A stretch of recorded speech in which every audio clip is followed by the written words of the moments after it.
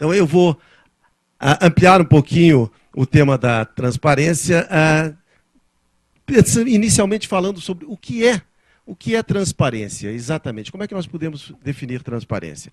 A transparência diz respeito ao o que fazer, o que o governo deve fazer, quais são as iniciativas que deve tomar, por que fazer e, eventualmente, por que não fazer. Se nós nos referimos à transparência como referência ao processo aplicado ao processo decisório, né? Por exemplo, o que fazer? O governo deve fazer um trem rápido entre o Rio de Janeiro e São Paulo, custando 40 bilhões de reais. Não há uso alternativo melhor para esse tipo de investimento, né? Por que fazer esse investimento e por que não fazer outro investimento? É uma longa discussão. Existe transparência suficiente com relação a esse tema? Existe discussão suficiente com relação a esse tema? Então, a primeira questão é a transparência aplicada ao processo decisório, que é importante e fundamental. A segunda questão é a transparência aplicada à operação de governo, à atuação do governo. Ou seja, como fazer algo, não é? Quando fazer, por quanto fazer. Também essa é fundamental. E nós temos uma transparência muito grande, isso ficou muito claro na apresentação do professor Luiz Nelson, com relação ao quanto fazer, né, ou até certo ponto, ao como fazer as coisas. Na verdade, a nossa lei de transparência, ela é egressa, ela está no bojo, ela surgiu no bojo da lei da responsabilidade fiscal. A lei complementar 131 é um aperfeiçoamento da lei de responsabilidade fiscal. Então, ela se aplica ao uso do dinheiro público e é fundamental saber se o dinheiro público está sendo bem utilizado, se ele está sendo bem aplicado, né, se a despesa do governo é efetiva, se não há corrupção, não há desvio no uso do dinheiro público. Isso tudo é absolutamente fundamental, mas a transparência, no sentido amplo do termo, envolve muito mais do que isso. Se nós pensarmos na tecnologia da informação e da comunicação, a evolução tecnológica que nós tivemos nos últimos anos, ela nos permite, de certa maneira, voltar, né, ao conceito ideal de democracia que nós tínhamos na Grécia Antiga. Ou seja, os cidadãos atenienses tinham enorme orgulho da sua democracia, os cidadãos atenienses se reuniam na ágora e decidiam sobre tudo. Havia transparência, a discussão era efetiva, se conhecia as causas, as razões pelas quais uma decisão era tomada, havia participação efetiva. Havia prestação de contas, accountability, havia eficácia. Em princípio, as decisões tomadas atendiam aos anseios daquele grupo que estava ali presente. É claro, nós sabemos que a democracia grega era uma democracia restrita àqueles que tinham propriedade fundiária. Escravos, por dívida ou por dominação, pela guerra, etc., não participavam disso tudo. Mas, no nosso imaginário democrático, a democracia grega ainda é o modelo de participação efetiva dos cidadãos atenienses e era motivo de orgulho naquela época. Não é isso? Hoje, ao contrário, a nossa democracia moderna, e quem diz isso são estudiosos do tema, como Norberto Bobbio, por exemplo, um filósofo e cientista político italiano, a nossa democracia moderna, ao contrário, passa por uma crise, não só no Brasil, mas no mundo inteiro, né? Os cidadãos acham que não há transparência, os cidadãos acham que há um distanciamento entre eles e o governo, um sentimento de alienação, os cidadãos acham que não há prestação de contas suficiente, os cidadãos acham que os governos não atendem plenamente aos seus anseios. Como é que a tecnologia da informação e da comunicação pode resolver esses problemas, né, e fazer com que a nossa democracia seja reforçada? Eficácia sugere prestação rápida, oportuna e adequada de serviços. Transparência e informações que sejam relevantes, acessíveis e sob medida. A participação exige que o cidadão seja consultado, que tenha o direito de sugerir e que possa influir na decisão. A prestação de contas, accountability, como eu disse, exige que se possa responder a essas duas questões. Por quê? Por que se tomou essa decisão? E por que não? Por que não se tomar uma outra decisão que é do interesse da sociedade? Agora, vejam só, nós vivemos uma sociedade moderna que é radicalmente diferente da sociedade ateniense. A nossa sociedade moderna é muito mais complexa. A diversidade de interesses é enorme, os conflitos de interesses são enormes, a complexidade dos temas é muito maior, não é? Qual é o grau de participação efetiva que nós podemos ter 2 cidadãos brasileiros na sua totalidade na discussão de um projeto como o Código Florestal? Qual é a participação efetiva de que nós podemos ter de todos os brasileiros na discussão de um tema, por exemplo, como os alimentos geneticamente modificados. São temas de alta complexidade que exigem a intermediação de especialistas e a intermediação também da discussão no local adequado, que é o Congresso Nacional, os nossos representantes. A transparência. Quais são as informações relevantes para o cidadão, né? São aquelas que dizem respeito apenas ao uso de dinheiro público ou aquelas que levam ao processo decisório, à tomada de decisão? Essa é uma boa questão. Nós tivemos aí o fenômeno do Wikileaks. O Wikileaks mostrou a entranha dos governos. Como é que os governos discutem? Como é que eles emitem julgamentos de valor a respeito de outros governos, de governantes de outros países, etc. Qualquer organização, seja ela pública ou privada, tem seus conflitos internos. Qualquer organização, seja ela pública ou privada, tem suas divergências internas. Em qualquer organização, seja ela pública ou privada, pessoas emitem julgamento de valor sobre seus colegas ou sobre representantes de outras instituições.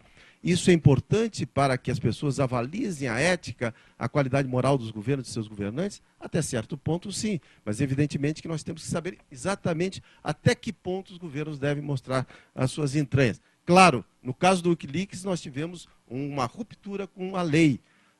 Vazamento de informações, muitas vezes, rompeu, né, dispositivos legais. A participação, ser consultado, sugerir, influir na decisão, com relação a temas complexos, até que ponto, né, o cidadão pode efetivamente participar e influir na decisão dos temas dessa enorme complexidade?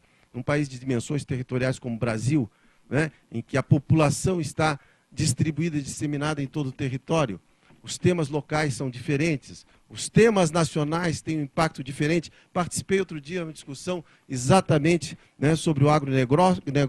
Se via claramente que o agronegócio moderno do sul do país tinha uma visão diferente em relação ao Código Florestal daqueles que estão lá na fronteira, na Amazônia, né? Então, são conflitos de interesse que têm que ser mediados também, certamente, pelo processo político. Então, vejam só, quais são os riscos, né, as oportunidades e as ameaças da Web 2.0 e a chamada democracia moderna. Até que ponto nós podemos aplicar essas tecnologias sem riscos? O primeiro risco da democracia direta, né, como nós vemos muitas vezes, ouvíamos em Atenas, ouvimos muitas vezes nos sindicatos, na decisão sindical, ou nas associações de amigos e moradores de bairro, moradores e amigos de bairros, né? Muitas vezes de que aquele que tem o carisma, aquele que tem a capacidade de se comunicar, etc. e tal, arrebata as multidões, arrebata, né, a opinião das pessoas. Na Web 2.0, né, será que nós não teremos um grupo mais ativo, um grupo que domine a tecnologia com mais força, que tenha maior capacidade de estabelecer redes ou contatos, ou estabelecer parcerias nas redes sociais? Será que você não terá maior capacidade de influenciar as decisões ou emitir opiniões que sejam levadas em consideração pelos centros de decisão? Então, surgirá de lá um grupo providencial, um grupo de pessoas que terá uma influência maior sobre os demais? A decisão será efetivamente coletiva ou será fruto de um assembleísmo, né, da mídia digital? Não corremos risco de ter a simplificação de temas complexos na discussão? Se nós entrarmos em vários fóruns sociais de discussão de temas, nós vamos ver que muitas vezes temas de grande complexidade são discutidos de maneira absolutamente simples, né? E eventualmente, o resultado ou as conclusões que surgem daí não são necessariamente as melhores para a decisão coletiva. E, finalmente, a elitização do processo decisório. Será que a elitização do processo decisório, né, não será uma decorrência dessa utilização indiscriminada da Web 2.0? Não podemos perder de vista o significado do voto universal, né? É fundamental a participação, a transparência, é fundamental que haja accountability, é fundamental que as pessoas possam emitir sua opinião, não há a menor dúvida com relação a isso. Mas um fato importante que nós devemos levar em consideração é que o Web 2.0 não veio para substituir os mecanismos de decisão, de representação que nós temos, né? Partidos políticos são importantes, parlamentos são importantes. Churchill dizia que o pior de todos os sistemas políticos é o sistema democrático, excetuados todos os demais. Não é? E nós vivemos ainda a necessidade da participação política, da intermediação parlamentar. O nosso sistema político no Brasil, o sistema político eleitoral, tem defeitos, com certeza tem defeitos seríssimos que precisam ser corrigidos. Precisamos fazer uma reforma do sistema político eleitoral? Precisamos. Uma reforma política? Com certeza. Mas processo de negociação é um processo longo. Os partidos políticos fazem a intermediação entre a sociedade e o Estado. E esse processo é fundamental. E o que nós devemos nos perguntar é como é que a Web 2.0 pode aperfeiçoar este processo. Por exemplo, como é que os partidos políticos podem ser submetidos a uma transparência maior? Nós estamos falando da transparência dos governos, do Estado. Mas será que os partidos políticos, como agentes do processo decisório na sociedade, não devem ser submetidos, inclusive por lei, a um processo de transparência maior? Com certeza. Aí nós saberíamos como eles funcionam, teríamos condições de escolher melhor os nossos representantes, os nossos partidos. Será que a atuação parlamentar de cada um dos nossos representantes não tem que ser submetida a uma transparência maior? Também? Ou seja, a transparência não deve se limitar às questões econômicas e financeiras, às questões do orçamento público, mas ela deve se estender ao processo decisório, se estender à qualidade do processo decisório. Desde que a gente tenha as precauções de saber que dentro de qualquer instituição existem discussões internas que muitas vezes não são, né, úteis ou não precisam ser reveladas ao grande público, que dizem respeito a julgamentos de valor que alimentam o processo decisório, mas que não são fundamentais para que o processo decisório, a sua qualidade, né, seja avaliada pela opinião pública de uma maneira geral. Isso vale para qualquer instituição pública ou privada, vale para governos, para estados, para grandes corporações. Então, eram basicamente essas dúvidas que eu queria levantar. Não é?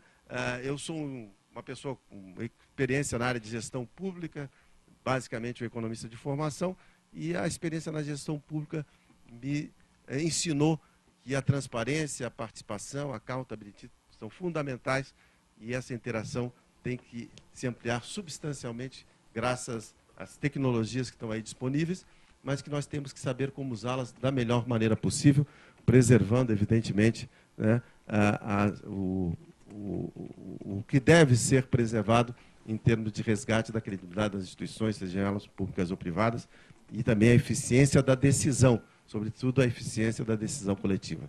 Muito obrigado. Obrigado a você, Tito. Quer comentar, por favor? Então, basicamente é isso. O que é transparência, o que submeter à consulta via Gov 2.0, como avaliar a informação proveniente do público, isso é outra coisa importante também.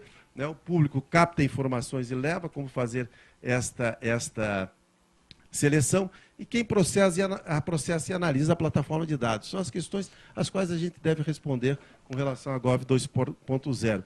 Ou seja, a plataforma de dados, ela deve ser colocada à disposição do público de maneira bruta ou de maneira, não é, detalhada? Ela deve ser processada, deve ser preparada para consulta e uso imediato, ou quem vai prepará-la é um analista, não é? Alguém que vai, evidentemente, extrair dali o tipo de tabulação que ele deseja ou que acha mais importante.